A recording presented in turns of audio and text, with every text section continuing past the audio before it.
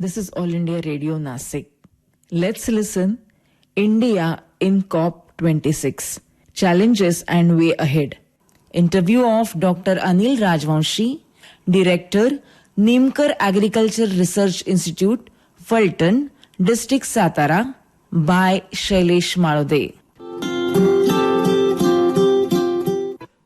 Good morning.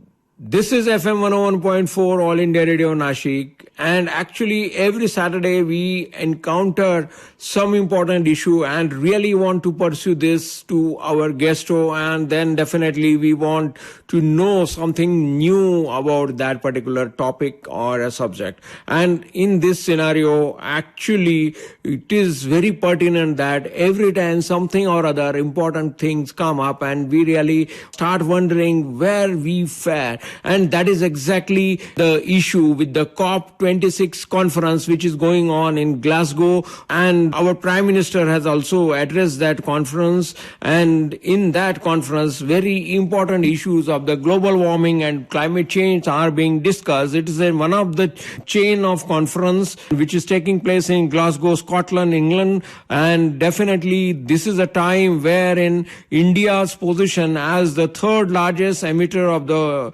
greenhouse gases is important from the point of view. If we go on spending a lot of money for our energy resources and for developmental process, we are definitely going to emit more and more greenhouse gases. And if we don't, then most of the people who are in the below the poverty line, BPL, they are always doomed to remain at that level only. And in this catch-22 situation, definitely the conditions of the Indians are a matter of concern, and that's why the policy and the government initiatives are very important for showing us the way ahead. And to know exactly what COP26 means for us, what are the challenges and the way ahead, we have invited over phone Dr. Anil K. Rajvanshi, who is the director of the Nimkar Agricultural Research Institute, a pioneering research body working at a grassroots level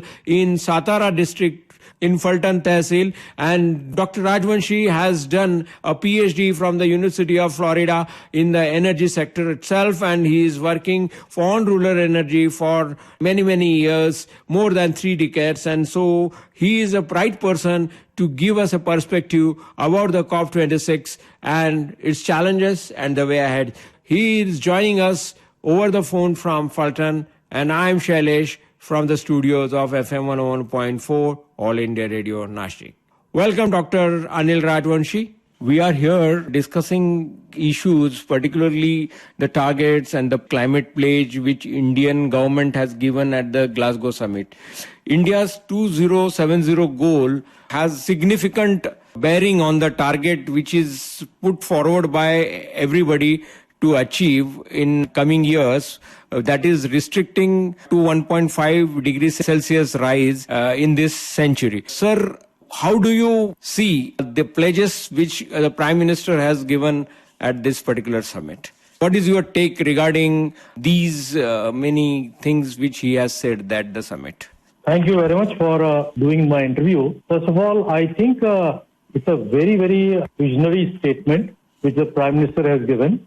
Naturally, he is a statesman, so he has given this vision. Now, the most important thing is how do we follow this and what can be done? Because from now till 2070, most of the people who are involved will not be alive. So this vision has to be taken forward by people who will follow the Prime Minister and others. And the main thing is what steps are taken that this vision can be done. I personally feel that this is a doable goal.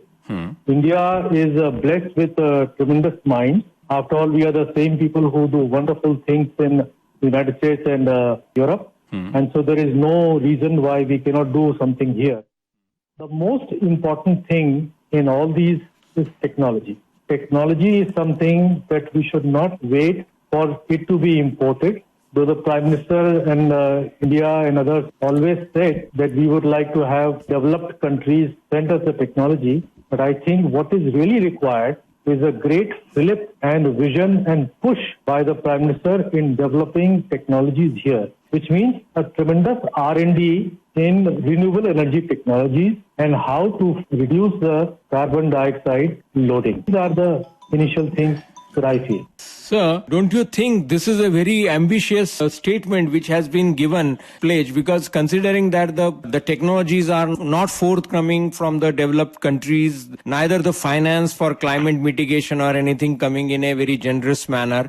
In that scenario, even though there is a global coordinated efforts are required, but at national level, certainly some more efforts and the rigorous efforts are required for having our own innovative solutions. In 1960, if you remember, President Kennedy gave this call that we'll send a man to the moon and bring him back before the decade is out. Now, nobody at that time ever thought of that something like that is possible.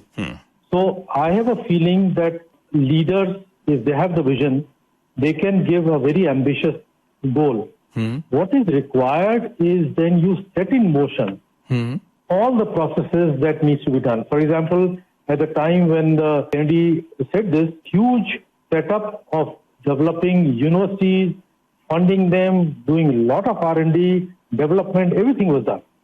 That requires a national effort. And this is a national effort which not only are we talking about the world, but we are also talking about the country, because I feel that if we develop these technologies which are very useful for not only mitigation of the carbon dioxide, but will also help in improving our energy efficiency and our energy development for the future. This is very important. The leaders can give a very ambitious goal, which is in fact I think is a very good thing. But what is more required is that they should follow it up with the ambitious ground reality. Sir, in this scenario which you have just mentioned, that we should have more R&D and more energy efficiency which is indigenous, and particularly for that the infrastructure creation is important, and this government has always harped upon that the best world-class infrastructure will be there for our country, which will only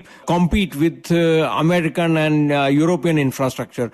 But as far as this climate change scenario is concerned, it is much more demanding for a developing country like India, because it is right in front of our door and we need to do something really very, very drastic which will change and help our country not only to survive but to develop.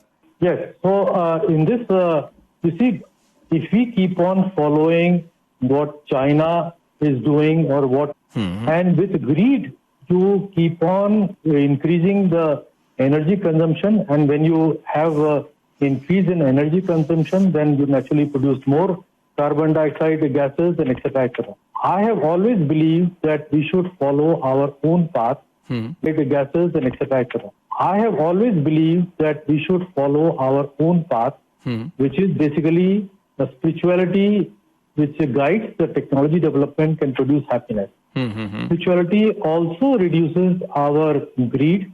It gives us wisdom to utilize the resources in the proper manner, as Gandhiji has said. So what is required first is that each one of us should try to see how to reduce our carbon footprint. I have done this for the last 35 years, and I have shown that in a very limited energy, I can live a very emotionally satisfying and a modern life. It is not necessary to be overconsumptive. So that's the first thing. Secondly, what is required is, we are all the time talking about solar, PV and etc. We should realize that solar PV is fine, but solar energy works only for 5 to 6 hours per day. Rest of the time, it has to run on some other source. Or else you put in huge amount of batteries or huge amount of storage devices which are never green. In fact, you are putting in more CO2 in producing these devices like batteries, etc. I feel, and we had done that work in 1990s, it became a national policy. I feel that biomass energy should be utilized for producing power. And in that case, we have done some very interesting work of using two babul. 2-Babol is Lucina lucifolia. It produces a lot of green leaves, which are excellent fodder. The stem is an excellent fuel for the biomass power plant, and the root system fixes the nitrogen in the soil. So one tree gives fodder, fuel, and fertilizer. And Yes. I think if we have a program, it will not, this Lucina will not completely take care of all the electricity demand or the fodder demand. But if we can do a judicious planning, then this can take a substantial amount of electricity generation. Yeah. So it will be a mix. We have to have a mix of everything. Yes, We have sir. to have a mix of solar. We have to have a mix of biomass. We have to even have a mix of nuclear, because that also does not produce CO2. So this strategy has to be set up. Yes, Prime Minister has further promised that India would expand its renewables, hydro and nuclear capacity to 500 gigawatt by 2030, and half of the nation's power generating capacity would be based on renewable energy. But curiously, what you are talking about is biomass is clearly not seen in the policy statement at this moment. One thing we should never forget, when President Kennedy gave a call for sending the man to the moon, one of the greatest things that the Americans did was setting up huge number of engineers and scientists who would attack the problem. We have very few universities in this country which talk about or which teach nuclear energy. Most of the people don't even know how coal-fired plants work.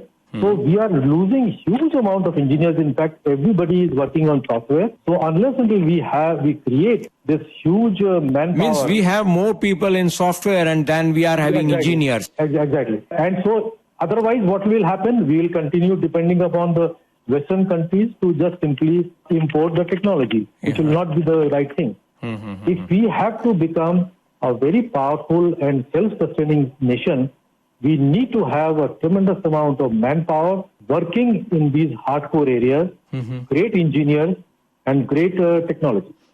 Sir, you have mentioned about how the human resources which is available at India's disposal to overcome its problem of development. But India's target for 2070 refers to all greenhouse gas emissions, which will help world on its path to 1.5 degrees Celsius goal. But given the India's development state and its important needs to be still to lift the large share of the population out of poverty, this net zero target for India is really seems to be far stretched. Right now, we can always think, because if we look at the historical trajectory of India's development, then it looks like this is far-fetched. But as I said, I hope that when the Prime Minister has given such a visionary statement, I hope he and his people will also set in motion the visionary thing of developing the manpower and the infrastructure. I do not have all the answers, but I think we are capable of developing this. The only thing is that we have to be very, very cool-headed. If we start simply imitating the Western and the Chinese consumptive lifestyle, then it will not work. What is required is that we should really look inside ourselves and follow the Gandhian thinking that we should utilize our resources for our needs, not for our greed. And if we reduce our personal footprint, for example, if there are a lot of people who are flying all over the world talking about sustainability, look at the amount of energy they are spending in flying around, going in this huge SUVs, etc. That is not a correct thing. We should look inside ourselves, honestly, and as Gandhiji has said, that if we solve our local problem, the big problems will take care of themselves. Sir, coming back to this particular target issue, which we are finding it and indigenous solutions for them are required. If you consider the modeling part and compare the country to country emission strategy, then we realize that modeling is particularly very complex and uncertain in the case of India, particularly when we say that the net zero targets have already hit for the countries in case of carbon emissions, and their emission is now beginning to fall and making it simpler to find the downward trajectory for them. But India is an expanding in the economy its economy in a rapid way, and its emissions peak is nowhere on the horizon. And always when we say something of modeling, and we are very fond of our digital things and models and everything, in that the India's emissions growth, when it will find its probable peak and when it's explore pathways to net zero, is really $100 million question to be answered by the experts. No, that is true. But again, I go back to the Kennedy's example. If we had followed the model which had taken place till that time, then naturally there was no way in which the man would have sent the man to the moon and brought him back. It would have taken a very long time. What we need is a very, very sophisticated strategy, again given by the vision. And if we do that, then a lot of out-of-box thinking can develop, and it can create a lot of new ideas, technologies, infrastructure. What we should just do, which I feel is the most important, is not to ape the West in consumptive lifestyle. If each one, see, after all, in this country, there's a huge amount of wealth, but there is a lot of difference between very rich people and very poor people. It's only 2 or 3 chapatis. You will wear 1 shirt and 1 pant. What is the need to have 400 shirts and 400 pants? What is the need to have a huge amount of banquet where the majority of the food is wasted? So all these things we have to look very carefully. I'm not saying that we become all Gandhians, but we can live decent lifestyle, but with much less energy and consumption and wastage. And if we do that, then the total overall energy consumption, carbon footprint can be reduced, and that can be taken care by innovative new renewable energy solutions. For that, sir, as you have rightly said, we need to invest huge amounts in human power development, and that involves education and healthcare systems. Particularly in science and technology, we need to invest at least 3% of GDP, while India is seems to be nowhere near even 1%. So of the budgets. So in this scenario, only having greater infrastructure where electric vehicles will drive, but for that electricity is needed to be provided by burning the coals only, and then only the electric vehicles can ply. Because we never look at our own problems from our own eyes. We all the time keep on simply aping the West. Because Silicon Valley is going for electric vehicles, the Western countries are going for electric vehicles, so we should also go for electric vehicles. You know, the whole thing is so stupid. There are so much development has taken place in internal combustion engine. There should be hybrid systems where a small motor running on syngas or petrol produced from syngas can run the batteries, and the batteries can then run the vehicle. There are so many out-of-box solutions which we need to look. We need not all the time look for Western solutions. For example, just like Western countries, we are destroying most of our public transport system. We are making these huge 6-lane highways. There is no need for having such 6-lane highways. Simply putting in more into railroad, more into public transport system. There can be so many things which we can do. A last mile transport systems can be then devised. So these are the things which we should follow, but we don't follow. We simply ape what Chinese are doing, what Americans are doing. Chinese are following Americans. Americans are following Chinese. The whole system of greed and more and more and more. I see no future for the world if we continue on this path of greed, of more and more resources for very consumptive and very lavish and third-rate lifestyle.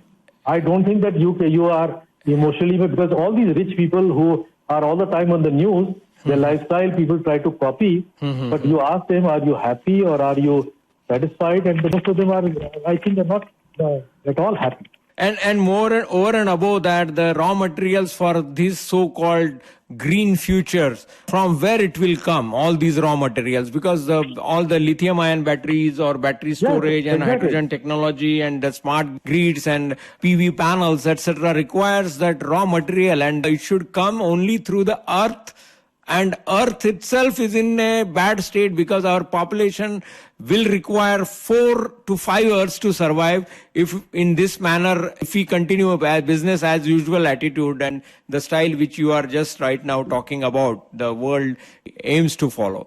For example, as I have written many times, amount of energy that I consume, if we do that, everybody, then it will require just 1 hour, or less than 1 hour. But if we follow the American example, then actually will require 4 to 5 hours. Now, nature has evolved so fantastically in looking at, after all, it also runs on solar energy, but it stores energy in food. And those are chemicals which they have developed through millions of years. Now, this is where we should be looking at working on R&D. What we are following is a very different type of strategy, lithium ion and other things, by which we are simply putting in huge amount of energy first to make them and then run our system. So if we follow this out-of-box thinking, trying to make local solutions sustainable. For example, again, I'll tell you in solar system. Now, solar system, 6 hours it runs on solar energy. Rest of the time it has to have batteries and other things. Yet nowhere in the world scenario, they are talking about low temperature solar system where I can store water at 70 to 80 degrees Celsius. I can run 24 hours turbines which produce power. The efficiency will be less, but I can run it 24 hours and I can have very large numbers. After all, just like the leaves or the green plants, their efficiencies are very, very low. But they are large numbers in billions and billions, and they satisfy all the requirements of mankind. So these are the type of things which I think will be required for R&D in the future. Well, friends, after listening to Dr. Anil Rajvanshi, we definitely have a clue that the future is going to be full of challenges, and it's of course is going to be full of opportunities too, but we need to think indigenously, work on our strength and help our youth realize their dreams through the science and technology and make all the appropriate avenues available to entire population of the country to achieve their goals of self-realization as well as spirituality, which is very, very essence of our culture so far, and only the greed cannot provide everything what we aspire to be in our life. So for COP26 and its challenges and the way ahead was a subject which has already been addressed properly by Dr. Rajvanshi. I thank him on behalf of FM